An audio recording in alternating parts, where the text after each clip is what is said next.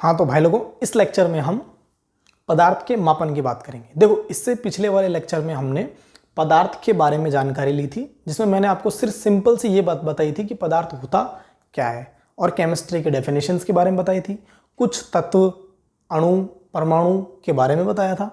ठीक है, समांगी मिश्रण, विषमांगी मिश्रण, इनके बारे में बताया था। शुद्ध पदार्थ, मिश्रण होते क्या हैं, इनके बारे में बताया था। मतलब पदार्थ की हमने कुल मिलाकर के पदार्थ के बारे में अच्छे से चर्चा कर ली थी पिछले लेक्चर में। ठीक है, अगर आप इस लेक्चर से शुरुआत करते हो तो एक बार जाकर के चाहे 1.5 पे देख लो, लेकिन उस लेक्चर को एक बार देख लो आप। क्लियर है? लिखने जैसी कोई बात नहीं है। इनके जो नोट्स मैंने मेरे वीडियो के डिस्क्रिप्शन बॉक्स के अंदर लिंक दे दिया है, टेलीग्राम ग्रुप। ठीक है, उस टेलीग्राम ग्रुप को आप ज्वाइन करो, सब्सक्राइब करो, और वहां से आप नोट्स को डाउनलोड करो। जैसा मैं यहाँ लिखवाऊंगा शॉर्ट तरीके से वो डिटेल में मिल जाएंगे आपको। ठीक है, इतना पढ़ लोगे, 11th क्लास मस्त हो जाएगी आपकी। चलो अब हम बात करते हैं पदार्थ का मापन, मेजरमेंट ऑफ मैटर। क्लियर है? देखो, सबसे पहली बात तो ये आती है यहाँ की पदार्थ का मापन क्यों जरूरी होता है। पहला मैटर तो यह है कि पदार्थ का मापन जरूरी क्यों होता है। यार एक बात बताओ, आप जनरल से हम बातें करते हैं कि किसी भी चीज को मापते क्यों हैं। मापने का रीजन है, जस्ट अ मिनट, ट्रेन आ गई। हाँ तो देखो, मैंने बात बताई थी, एक्चुअली क्या है, ट्रेन हमारे यहाँ पास में ट्रैक है, तो ट्रेन आते जाते रहती है, बहुत ज़्यादा साउंड आता है उसका। क्लियर है? आप डिस्टर्ब हो जाते हैं, तो इसलिए मैंने वीडियो को थोड़ा पॉज करना पड़ा। अब देखो, बात करते हैं कि मापन की ज़रूरत क्यों पड़ती है। यार एक बात बताओ, आप किसी भी चीज़ को अगर परिमाण की ज़रूरत है, भाई आपने फिजिक्स में एक चीज़ पढ़ी होगी, परिणाम और परिमाण। परिणाम का मतलब होता है तो रिजल्ट, सीधा सीधा फल प्राप्त करना। जैसे आपका एग्जाम में रिजल्ट आ गया, परिणाम। परिमाण का मतलब होता है मात्रा, मात्रात्मक इकाई है परिमाण। ठीक है, मतलब संख्या। परिमाण का मतलब होता है संख्या, परिमाण मतलब संख्यात्मक रूप से दर्शाना। किसको दर्शाना? किसी भी पदार्थ को। अब संख्यात्मक रूप से कैसे दिखाओगे? जब उसमें उसकी क्या ऐड हो जाएगी? मात्रा। क्या ऐड हो जाएगी? मात्रा। अब बात को समझना आप, जब तक किसी भी चीज का परिमाण नहीं होगा, जब तक किसी भी चीज का क्या नहीं होगा? परिमाण नहीं होगा। मतलब किसी पदार्थ का जब तक क्या नहीं होगा? परिमाण नहीं होगा, उसका आप संख्यात्मक मान नहीं बता सकते। और जब तक उस पदार्थ का संख्यात्मक मान नहीं बता सकते, तब तक ये समझो आप कि उस पदार्थ की मात्रा का कोई लेना देना नहीं है।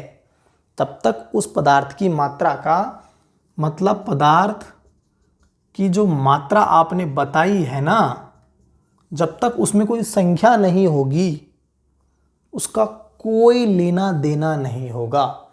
मतलब जबकि विज्ञान में तो, इस तकनीकी दुनिया के अंदर तो संख्यात्मक मान बहुत ज़्यादा क्या है?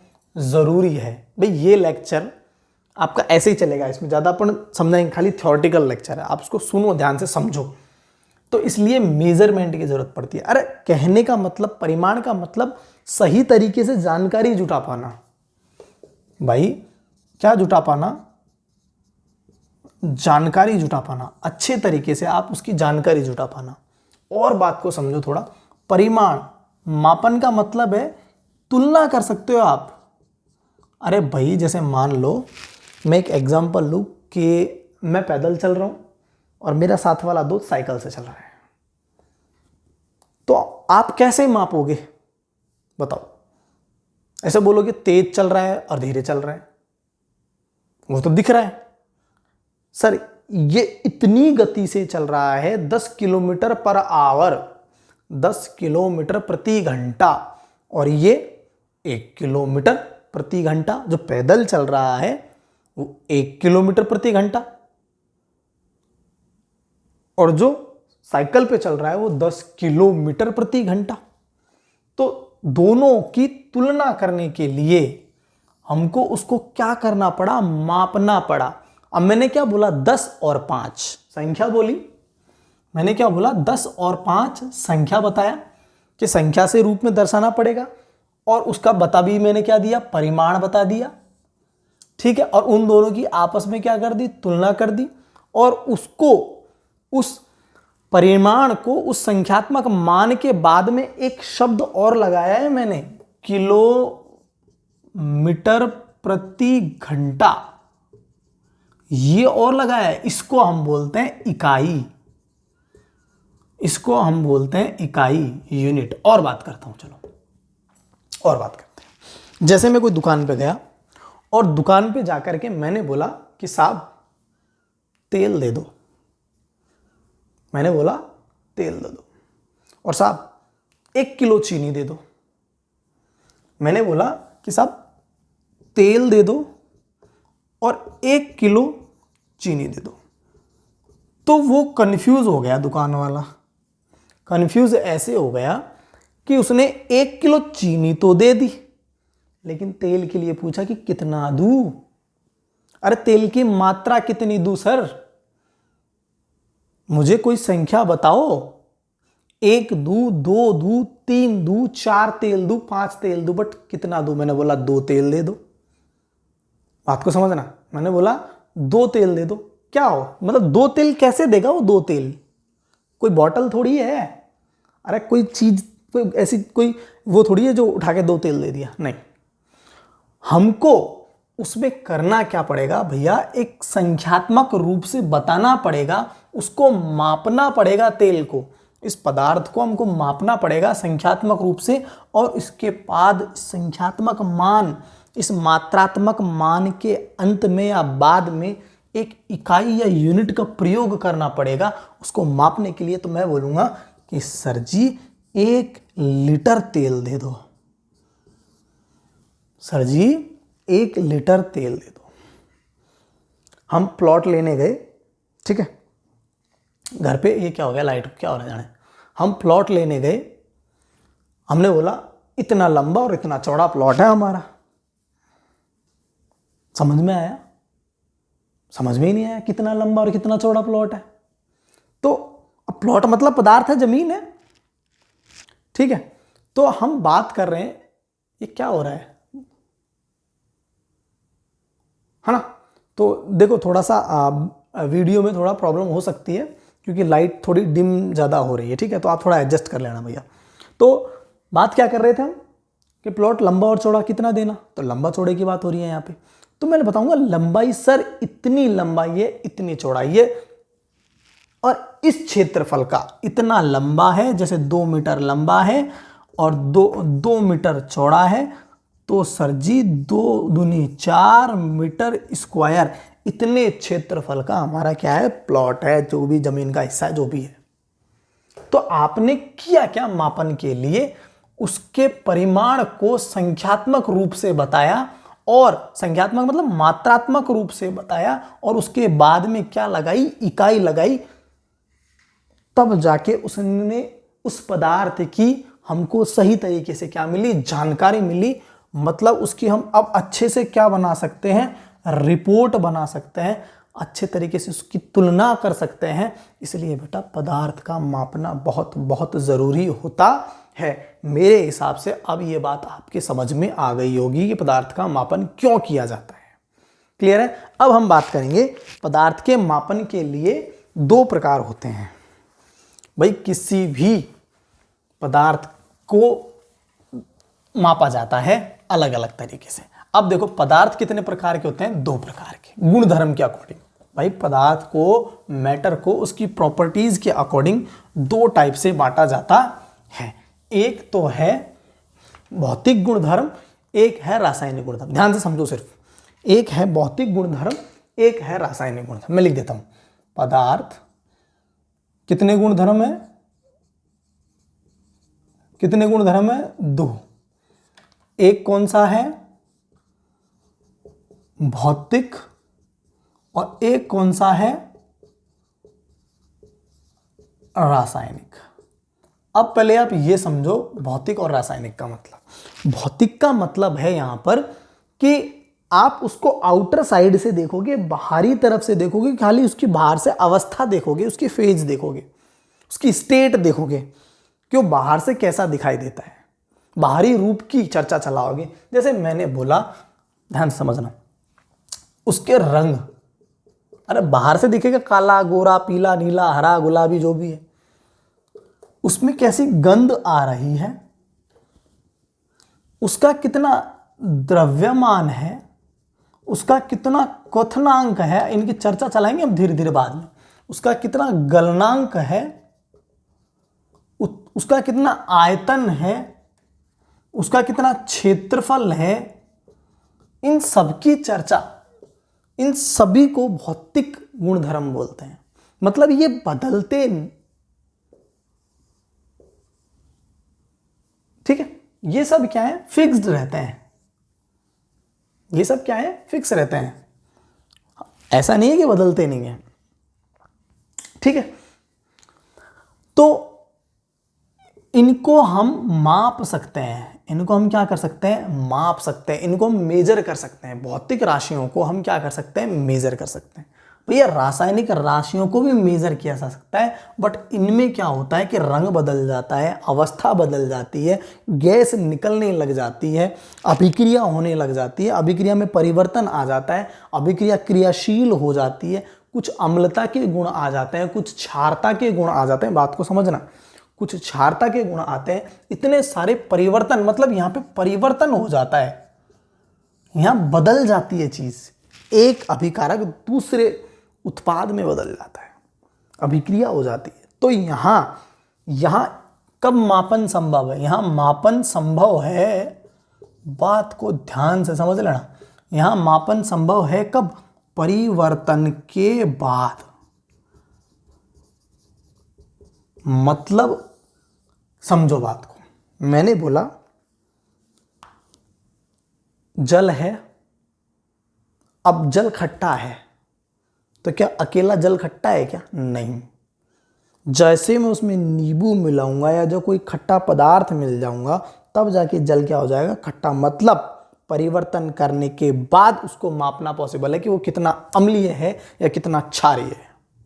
बात को समझना,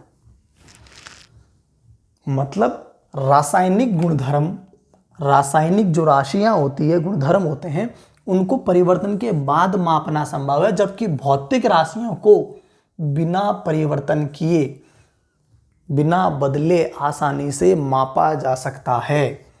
बिना परिवर्तन के मापा जा सकता है, इस बात को ध्यान रखना, ये स्टेटमेंट्स में पूछ ली जाती है। बिना परिवर्तन के मापा जा सकता है, किनको, भौतिक राशियों को। क्लियर है। अब हुआ क्या कि कौन सी भौतिक राशि है जिनको हम आसानी से माप सकते हैं। भाई कौन सी भौतिक राशियां हैं जिनको हम आसानी से माप सकते हैं। तो क्या था, एक SI इंटरनेशनल मेजरमेंट्स यूनिट्स, एक ये समझो कमेटी आई और उसने बोला कि भाई हम इस संसार को, इस दुनिया को 7 आधारभूत इकाइयां दे रहे हैं, 7 आधारभूत भौतिक राशियां दे रहे हैं। भाई SI सिस्टम आया, ये फिजिक्स में भी है, SI यूनिट सिस्टम आया, अंतरराष्ट्रीय मानक पद्धति, लिख लेना है ना। और अगर नहीं लिखते तो नोट्स टेलीग्राम से जाके डाउनलोड करो फर्स्ट क्लास, और उनको एक बार रीड मारो, याद हो जाएगा। क्लियर। SI यूनिट एक सिस्टम आया, अंतरराष्ट्रीय मानक पद्धति सिस्टम आया, और उसने बोला कि हम आपको 7 भौतिक राशियां दे रहे हैं। भाई 7 आधारभूत क्या दे रहे हैं, भौतिक राशियां दे रहे हैं हम आपको। ध्यान से समझते जाओ, आराम आराम से, बिल्कुल। लेक्चर लंबा जा रहा है लेकिन धीरे धीरे समझो, आराम से, प्रेम से समझो। 7 आधारभूत भौतिक राशियां दी।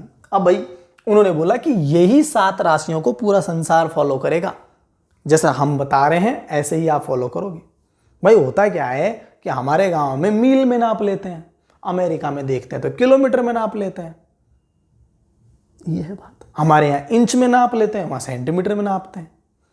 ये इंच वाला लेके गया कोई भी परिमाण, वो सेंटीमीटर वाला आया, दोनों में लड़ाई हो गई। अरे नहीं मेरा सही है, मेरा गलत है, मेरा सही है, दोनों तुलना करने लग गए, जबकि चीज दोनों एक है, जबकि चीज दोनों एक है। ये चला केल्विन में, वो चला डिग्री सेल्सियस में, बोलो लड़ाई हो गई। ये बोलता है नहीं मेरे यहाँ पे तो 60 सेकंड है, वो बोलता है नहीं मेरे तो 1 मिनट है, बात बराबर है, बट दोनों में लड़ाई हो गई।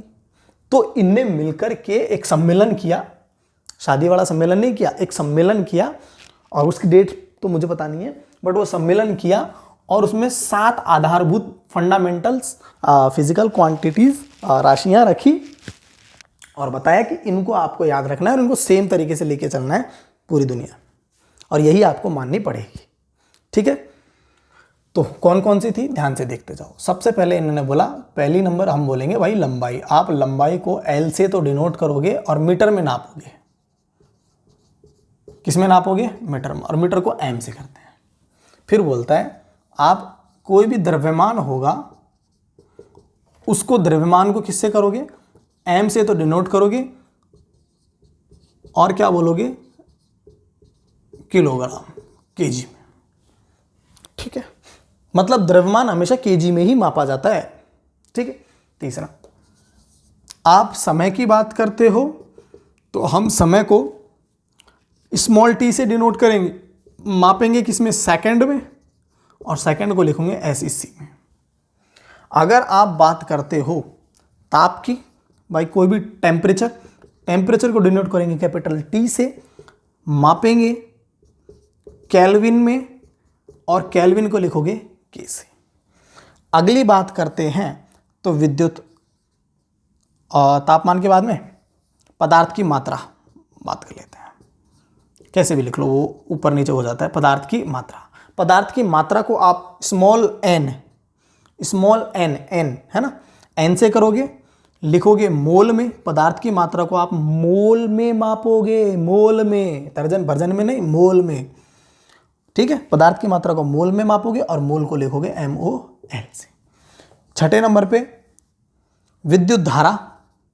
पूरी दुनिया में विद्युत धारा को I से डिनोट करते हैं, एम्पियर बोलते हैं, और एम्पियर को AMP से भी प्रदर्शित करते हैं। और 7 नंबर पे आती है आपकी ज्योति तीव्रता। ये लाइट आती है ना, लाइट इंटेंसिटी। अरे कोई भी प्रकार की लाइट की इंटेंसिटी, उसको IV से डिनोट करते हैं, कैंडेला लिख लेना हिंदी में, कैंडेला। और इसे आप CD से डिनोट करते हैं। कैडमियम नहीं है, CD है, कैंडेला। कैंडेला कंपनी भी है, कैंडल लाइट डिनर भी होता है। ठीक है, ये 7 आधारभूत राशियां बनाई और बोला कि अब इनके अलावा 2-4 राशियां और बचती है, जैसे क्षेत्रफल, ध्यान से देखना, जैसे आयतन, जैसे घनत्व। तो ये सब क्या है? इनसे बनाई गई राशियां हैं। ये सब क्या है? क्षेत्रफल, आयतन, घनत्व, इन सब से बनाई गई राशियां हैं। मतलब इनको हम बोलेंगे व्युत्पन्न राशियां। फिजिक्स में तो और भी बहुत सारी हैं, वो आप फिजिक्स में ही पढ़ोगे। हम यहाँ जनरल चर्चा कर रहे हैं इस चैप्टर की छोटी छोटी परिभाषाओं की। क्लियर है? यहाँ तक आपको समझ में आया मेरे हिसाब से? तो 7 तो ये आपको याद रखने हैं। लंबाई L मीटर M, द्रव्यमान M किलोग्राम केजी, समय T सेकंड SEC, ताप T केल्विन K, पदार्थ की मात्रा N मोल, विद्युत धारा I एम्पियर, ज्योति तीव्रता IV, कैंडेला और CD। व्युत्पन्न राशियां इनसे बनाई जाती है, क्षेत्रफल, आयतन, घनत्व और व्युत्पन्न। क्लियर है? अब देखो कैसे बनाई जाती है, मैं आपको थोड़ा सा इसको भी समझा देता हूँ। जैसे मान के चलो क्षेत्रफल की बात करते हैं, यहीं कर लेते हैं इसको, थोड़ा सा यहीं खेल लेते हैं इसको, इधर उधर खेलते नहीं हम। ठीक है, देखो क्षेत्रफल की बात। क्षेत्रफल होता क्या है? आपने सभी ने बचपन से पढ़ते आ रहे हो, लंबाई गुणा चौड़ाई। अरे आप पढ़ रहे हो ना भाई, क्षेत्रफल पढ़ते हो, लंबाई गुणा चौड़ाई। और लंबाई भी लंबाई है और चौड़ाई भी लंबाई है यार। भाई ये लंबाई है ना, समझना बात को। भाई कोई भी चीज़, जैसे मान के चलो मैं क्या लूँ भाई लंबाई के लिए, मैं अच्छी सी कुछ भी, हाँ देखो ये मान लो ये पेन है, अब ये इसकी लंबाई है तो इसकी चौड़ाई मतलब मोटाई, भाई देखो ना, ये देखो कितना चौड़ा है यहाँ से आगे से, ये लंबाई है और ये क्या है इसकी चौड़ाई, चौड़ाई मतलब मोटाई। तो इसको भी तो मीटर में नापोगे या सेंटीमीटर में नापो जो भी, लेकिन नापोगे इसको मीटर में, सेंटीमीटर में, इंच में, जो भी है।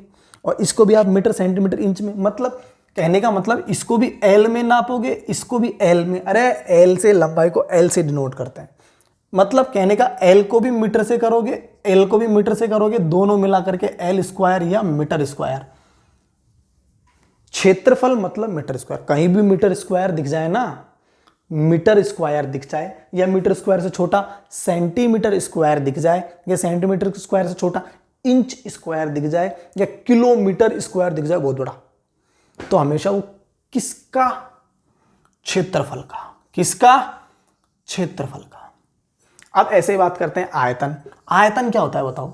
अरे किसी भी पदार्थ के द्वारा घेरा गया स्थान, किसी भी पदार्थ के द्वारा घेरा गया स्थान क्या है? आयतन। भाई जैसे मान लो मैं सिलेंडर लाया, अब सिलेंडर की गोलाई होती है, उसको आप चौड़ाई समझो, सिलेंडर की जो ऊंचाई होगी, ठीक है, उसको लंबाई समझो, और बेस होगा, ठीक है। तो लंबाई, चौड़ाई और ऊंचाई मतलब गहराई, क्लियर है? लंबाई, चौड़ाई और ऊंचाई मतलब गहराई। अरे कुआं समझो, कुएं की भी कुछ लंबाई होगी, कुछ गहराई होगी, कुछ चौड़ाई होगी, होगी ना? अरे होगी। अरे भाई ये गोल गोल यूं लंबा ऐसा। अब और समझो, जैसे मान लो और मैं कुछ एग्जांपल आपको दिखा देता हूँ। जैसे मान लो मेरे पास ये है, ये, ठीक है, ध्यान से देखो। अब इसमें क्या है? ये क्या है इसका? ये क्या है? ये, इसको आप ऊंचाई, ये चौड़ाई और ये लंबाई। ध्यान से देखो, ये ऊंचाई, ये चौड़ाई और ये लंबाई, मतलब 1 मीटर ऊंचा, 1 मीटर चौड़ा, 1 मीटर लंबा, या 1 सेंटीमीटर ऊंचा, 1 सेंटीमीटर चौड़ा, 1 सेंटीमीटर लंबा, ठीक है। इन तीनों का, अरे आयतन है ना ये, वॉल्यूम ही तो है, इसने वॉल्यूम ही तो कवर किया है, इसमें मैं पानी डाल दूंगा, क्षेत्रफल नहीं है ये, वॉल्यूम है इसके अंदर। क्लियर है? क्लियर है? तो लंबाई गुणा आयतन क्या होता है? आयतन होगा लंबाई गुणा चौड़ाई और गुणा ऊंचाई। तो इसको भी आप एल से करोगे, इसको भी एल से करोगे, इसको भी एल से करोगे, दोनों बात, तीनों तो बात एक ही है।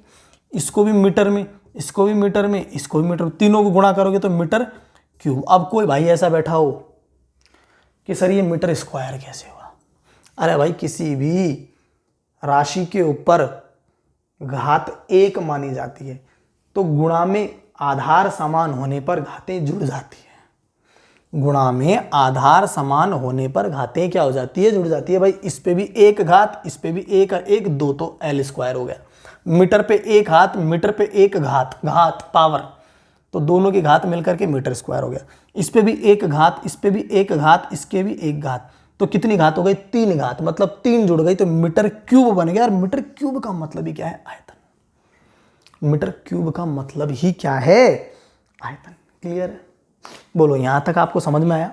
अब हम थोड़ा और खेल लेते हैं आयतन पे, तो क्योंकि आपको बहुत काम में आता है, बहुत परेशान करता है आपको, मैं आपको बहुत अच्छे से समझा देता हूँ। क्लियर है? स्क्रीनशॉट मार लेना इसका। चलो भाई आ गो, अब हम बात करते हैं कुछ और चर्चा चलाते हैं और देखते हैं। देखो भाई और क्या निकल के आता है इसके अंदर से। लेक्चर थोड़ा सा हमारा लंबा तो हो गया, लेकिन कोई बात नहीं, अभी है, हमारे टाइम लिमिट में है, अभी लेक्चर की लिमिट के अंदर। जैसे मान के चलो, देखो बात को समझना, हम आयतन लेते हैं, क्षेत्रफल के बारे में आप अच्छे से शुरू से जानते हो। देखो जैसे मान के चलो मैंने 1 मीटर लंबा, 1 मीटर चौड़ा और 1 मीटर गहरा एक खड्डा खोदा, तो बन गया भैया वो 1 मीटर क्यूब। कितना बन गया? 1 मीटर क्यूब। और उस 1 मीटर क्यूब के अंदर पता है कितना पानी आ सकता है, कितनी गैस आ सकती है, कितना द्रव डाल सकते हो? 1000 लीटर। कितना द्रव डाल सकते हो? 1000 लीटर। मतलब 1 मीटर क्यूब का मतलब 1000 लीटर होता है। रट लेना, याद कर लेना, समझा दिया मैंने। 1000 लीटर, 1000 लीटर की बात हो रही है। चलो 1 मीटर में कितने सेंटीमीटर होते हैं भाई? 100 सेंटीमीटर, 100 सेंटीमीटर, 100 सेंटीमीटर, है ना। अब इन तीनों को फिर गुणा कर डालो, कितना आ जाएगा, 2 2 4 और 2 6, 1 लाख। अरे 6 जीरो हो गई ना, 1 2 3 4 5 6, और सेंटीमीटर पे भी एक पावर, सेंटीमीटर पे भी एक पावर, सेंटीमीटर पे भी एक पावर, तो क्या बन गया, सेंटीमीटर क्यूब। अब यार इतना बड़ा संख्या लिखना अच्छी बात है क्या, गलत बात है, ये तो बहुत ज़्यादा गलत बात है। इसको सही करो भाई। सही कैसे करें, 1 2 3 4 5 6, 1 10 की घात 6, इसको वैज्ञानिक निरूपण बोलते हैं, साइंटिफिक नोटेशन। इसको मैं बताऊंगा आपको नेक्स्ट क्लास के अंदर, इस पर भी चर्चा करेंगे। सार्थक अंक, साइंटिफिक नोटेशन, गुणा भाग जोड़ बाकी कैसे किए जाते हैं केमिस्ट्री के अंदर। क्लियर है। चलो भाई, 10 की घात 6 सेंटीमीटर क्यूब का मतलब है 1000 लीटर। चलो भाई, बहुत अच्छी बात है। क्लियर है। और छोटा कर डालो भैया, 100 सेंटीमीटर में होते हैं 10 डीएम, डेसीमीटर। 100 सेंटीमीटर में होते हैं 10 डीएम डेसीमीटर, 100 सेंटीमीटर में होते हैं 10 डीएम डेसीमीटर। अब बताओ, इनको भी गुणा कर डालो, 10 10 और 10 कितने बन गए, 1000 डीएम क्यूब बराबर 1000 लीटर।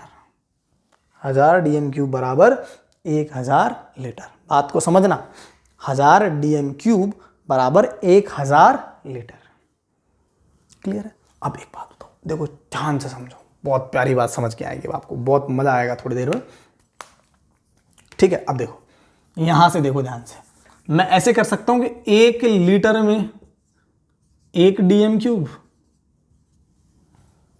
अरे भाई देखो इधर भाई, 1000 डीएम क्यूब में 1000 लीटर, तो 1 लीटर में 1000 डीएम क्यूब का, इसको नीचे ले जाओ, 1000 का क्या लगा दो भाग, 1000 से 1000 खत्म, बचा क्या, 1 डीएम क्यूब बराबर 1 लीटर। अरे आ गया ना, आ गया ना। इसको लिखना आप, बहुत इजी वे में लेके आया हूं, 1 डीएम क्यूब में 1 लीटर। चलो भाई, चलो भाई, अब बात करते हैं एक छोटी सी और। हम जानते हैं बचपन से पढ़ते हैं, अरे 1 लीटर में कितने ml होते हैं, 1000 ml। अरे 1 लीटर में कितने ml होते हैं, 1 लीटर में 100 ml होते हैं। कितने, 100 ml। 1 लीटर में 100 ml होते हैं। 1 मिनट, थोड़ा सा कन्फ्यूजन है यहाँ पे, 1 लीटर में 100 ml वाला, 2 मिनट रुको आप। देखो थोड़ा कन्फ्यूजन था ना, 1 लीटर में 100 ml नहीं होते, 1 लीटर में 1000 ml होते हैं। ठीक है, थोड़ी दिमाग से स्प्लिट हो गई थी ये बात। 1 लीटर में क्या होता है, 1000 ml। ओहो, अब देखो इसको सॉल्व करते हैं और शॉर्ट आउट करते हैं 1 लीटर को। देखो 1000 ml की बात कर रहे हैं भैया, 1 लीटर में 1000 ml, तो हम कहाँ चले बताओ, कहाँ चले, यहाँ चल ले।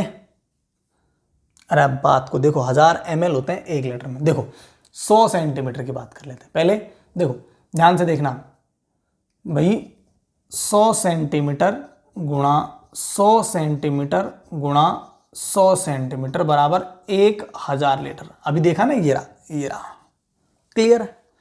अरे क्लियर है। तो 1 लीटर का मतलब वही 1000 को यहां ले जाओ नीचे,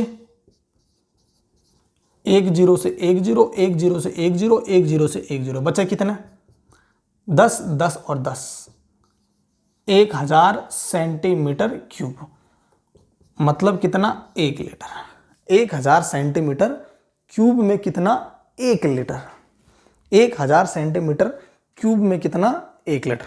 अरे बात समझ में आ गई, 1000 सेंटीमीटर में क्यूब में कितना, 1 लीटर। अब आपको पता है 1 लीटर में कितने, 1000 ml। 1000 सेंटीमीटर क्यूब 1 लीटर में 1000 ml, ये कर दिया मैंने 1000 ml। सही है।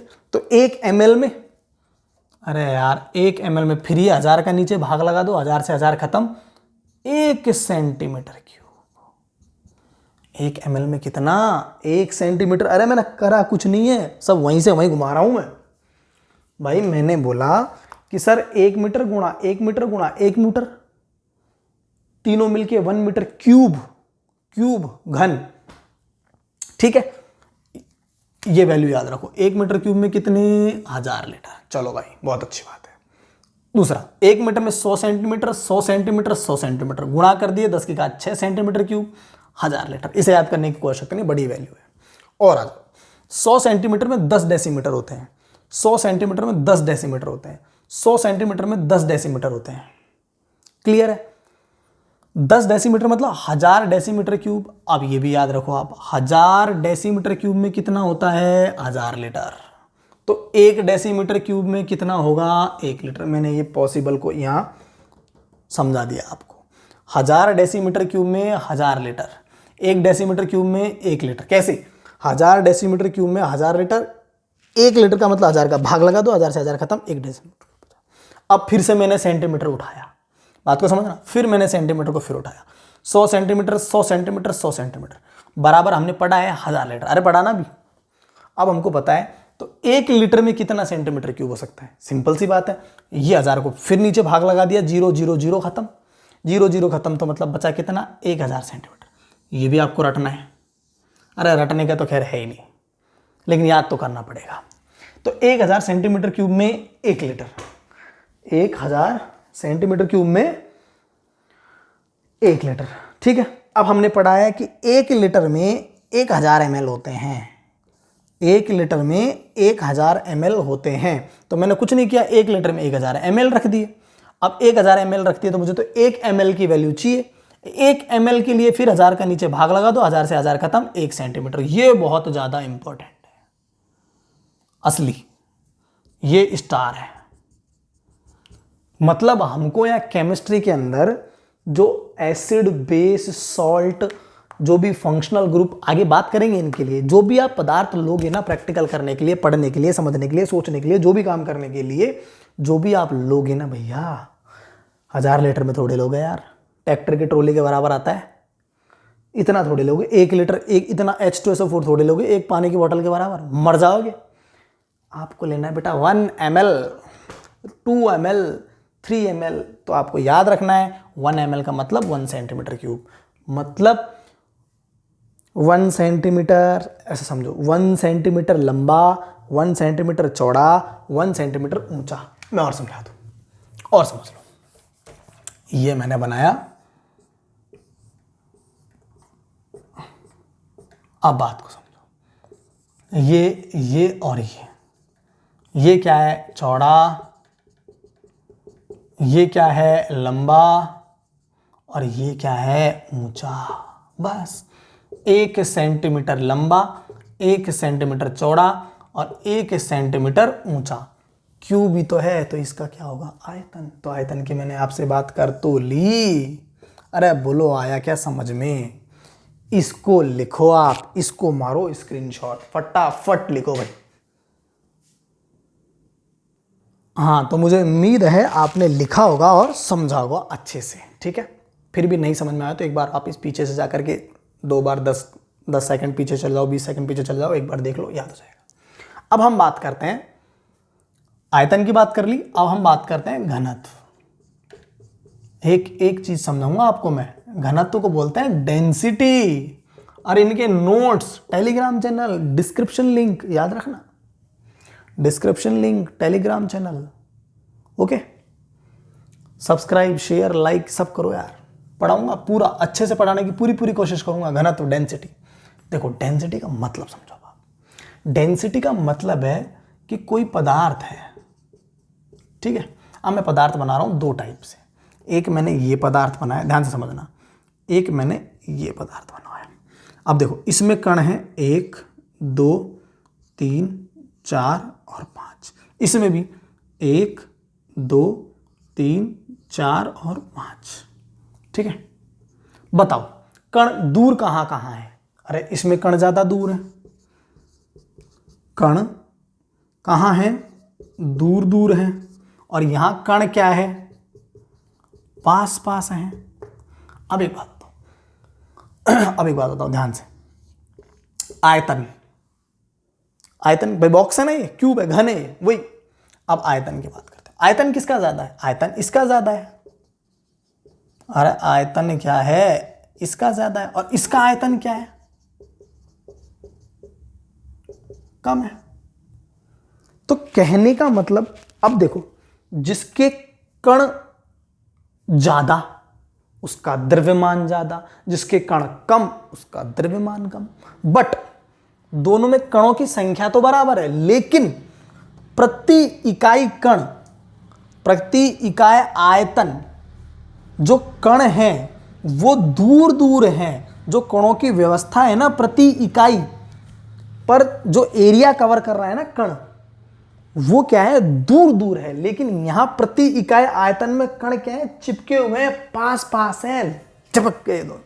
जैसे मान के चलो एक रूम है और उसमें ठूस दिए 70 बच्चे,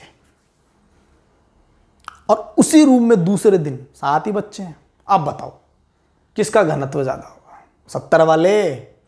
कहने का मतलब यह है कि जिसके अंदर कण क्या हो? पास पास, एकदम चिपके हुए, खतरनाक तरीके से सटे हुए, मजबूत, उनको बोलते हैं बेटा घनत्व। ये तो हो गई साधारण भाषा, समझ गए होंगे बाप? भाई आयतन ज्यादा तो घनत्व क्या हो गया? कम। आयतन कम तो घनत्व क्या हो गया? ज्यादा। ये तो खैर रिलेशन है, समझ में आ गई होगी आपको।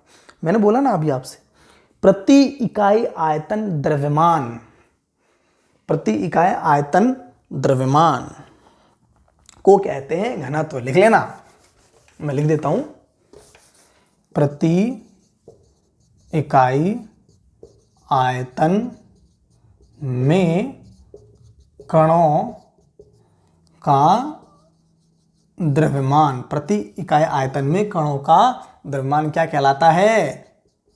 घनत्व कहलाता है। लिख लेना, मेरी राइटिंग समझ में आया तो भी लिख लेना, मैं बोल रहा हूं तो भी। प्रति इकाई आयतन में कणों का द्रव्यमान क्या कहलाता है? घनत्व। घनत्व को बेटा डी से, अरे घनत्व को भैया डी से रिप्रेजेंट करते हैं। तो प्रति के लिए बटे का लगाते हैं साइन। आयतन, प्रति आयतन में क्या? कणों का द्रव्यमान।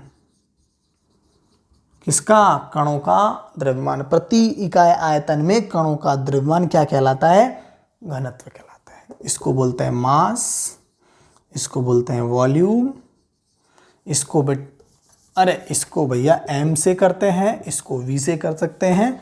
d बराबर m/v, ये निकल के आ गई घनत्व की परिभाषा, घनत्व का formula, mass upon volume, mass upon volume. अब देखो एक बात, d बराबर, ध्यान से देखना, मैं नीचे 1 कर दूं तो यहाँ m/v। अब बताओ d और v एक दूसरे के उल्टे हैं कि नहीं है? हैं? अरे d और v एक दूसरे के क्या हैं? उल्टे, व्युत्क्रमानुपाती। अरे d व्युत्क्रमानुपाती का साइन है ये, m/v। अरे बात, अगर देखो ध्यान से, अगर मैं इसको यूं लिखता m, तो इसका मतलब है d बराबर m, लेकिन मैंने लिखा m/v, मतलब ये d m/v, d और v ये दोनों क्या हैं? उल्टे। ये दोनों क्या हैं? उल्टे, इसलिए इसको बोलते हैं व्युत्क्रमानुपाती। कहने का मतलब ये है कि अगर आप इसको बढ़ाओगे, आयतन को बढ़ाओगे, तो घनत्व क्या हो जाएगा? कम। सीधी सी बात है, आयतन बढ़ाओगे कणों की संख्या कम पड़ने लग जाएगी प्रति इकाई आयतन में। आयतन बढ़ाओगे प्रति इकाई आयतन में कणों की संख्या कम पड़ने लग जाएगी। आयतन को कम करोगे प्रति इकाई आयतन में कणों की संख्या अपने आप ही चिपकती जाएगी, सटीक हो जाएंगे। ठीक है, v बढ़ाओगे d कम हो जाएगा, या फिर आप v को कम करोगे, आयतन को कम करोगे तो घनत्व भी बढ़ जाएगा। आयतन को कम करोगे तो घनत्व भी क्या हो जाएगा? बढ़ जाएगा। आयतन को कम करोगे तो घनत्व भी बढ़ जाएगा। ये रिलेशन याद रखना भैया। चलो अब हम नेक्स्ट लास्ट बात कर लेते हैं ताप की। ताप क्या होता है भाई? ताप को हम ऐसे तो अच्छे से पूरा एक्सप्लेन करेंगे थर्मोडायनेमिक्स में, उष्मागतिकी में, लेकिन यहां हम बात करेंगे ताप एक्चुअल में होता क्या है। ताप होता है किसी भी चीज के गर्म या ठंडा होना।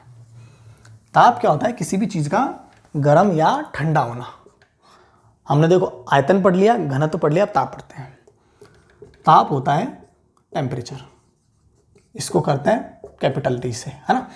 किसी भी चीज़ का ठंडा या गर्म होना, उसी को बोलते हैं ताप। बस अभी इतना ही। ताप की देखो 3 इकाई होती है, याद रखना। एक होता है डिग्री सेल्सियस, दूसरा होता है डिग्री फ़ारेनहाइट, और तीसरा होता है केल्विन।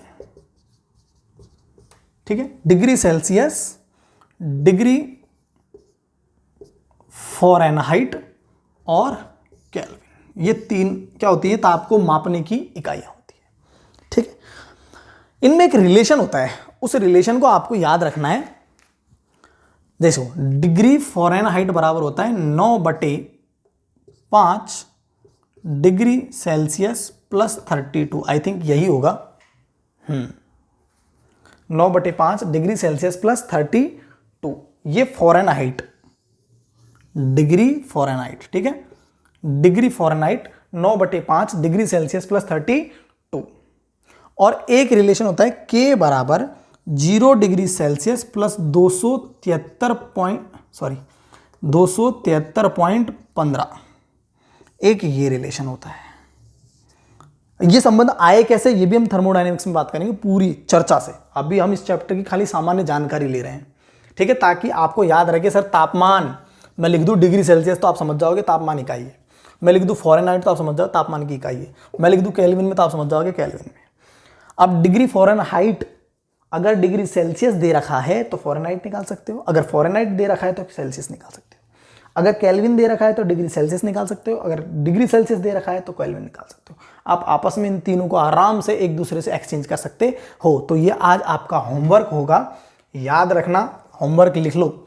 होमवर्क है आपका जल का क्वथनांक होता है। क्वथनांक का मतलब समझते हो ना, उबलना, जिस ताप बिंदु पर जल उबलना स्टार्ट कर दे। जल उबलता है भैया 100 डिग्री सेल्सियस पर, तो आप इसको किस में, फ़ारेनहाइट में निकालोगे और केल्विन में निकालोगे, फ़ारेनहाइट में निकालोगे और केल्विन में निकालोगे। ठीक है, बताना मुझे। जल का हिमांक जमना, बर्फ बन जाएगा, ये 0 डिग्री सेल्सियस पे हो जाता है। तो इस 0 डिग्री सेल्सियस को भी आप डिग्री फ़ारेनहाइट में बताओगे और केल्विन में भी बताओगे, देखना। ठीक है, ये आपके होमवर्क है। जल का 100 डिग्री को फ़ारेनहाइट और केल्विन में, 0 डिग्री को फ़ारेनहाइट और केल्विन में। और बताओ, और बात करते हैं। हमारा तापमान होता है 98 डिग्री फ़ारेनहाइट, कोई सेल्सियस मत बोल देना गलती से, मरमरा जाओगे। 98 डिग्री फ़ारेनहाइट। ठीक है, इसको आप डिग्री सेल्सियस में कन्वर्ट करोगे और केल्विन में भी बताना, देखें कितना आता है। ठीक है, उसके बाद रूम टेम्परेचर की बात कर लेते हैं। रूम टेम्परेचर कितना होता है, 27 degree 25 degree Celsius room temperature होता है 25 डिग्री सेल्सियस, है ना। इसको आप फ़ारेनहाइट में और केल्विन में, कितने सवाल हो गए, 1 2 3 और 4, मतलब 4 दूनी 8 सवाल हो गए। ठीक है, इन 8 सवाल को आप कमेंट बॉक्स में ज़रूर, अगर यहाँ तक पहुँच गए तो कमेंट ज़रूर करना, इनको सॉल्व करके मुझे बताना। 25 डिग्री सेल्सियस को फ़ारेनहाइट केल्विन में, 98 डिग्री फ़ारेनहाइट सेल्सियस में केल्विन में। अरे सिंपल सी मैथमेटिक्स लगानी है, इतना सा तो आपको आता होगा। ठीक है, ये दोनों फॉर्मूले हैं, इनको याद रखो। थैंक यू सो मच, बहुत बहुत धन्यवाद यहाँ तक बने रहने के लिए। और अगर आपको वीडियो पसंद आया है तो लाइक, शेयर और सब्सक्राइब ज़रूर करो। डिस्क्रिप्शन बॉक्स से टेलीग्राम से जा करके मेरे नोट्स को डाउनलोड करो, उनको PDF निकालो, या तो उनको लिख लो या उनको याद कर लो मोबाइल से। अच्छे से मोबाइल का अच्छे से प्रयोग करो। गाड़ी तेज मत चलाओ, धीरे चलाओ, मस्ती से ज़िंदगी जियो, खाओ पियो, ऐश करो, मौज करो, आनंद करो। जय श्री कृष्णा, जय श्री राधे।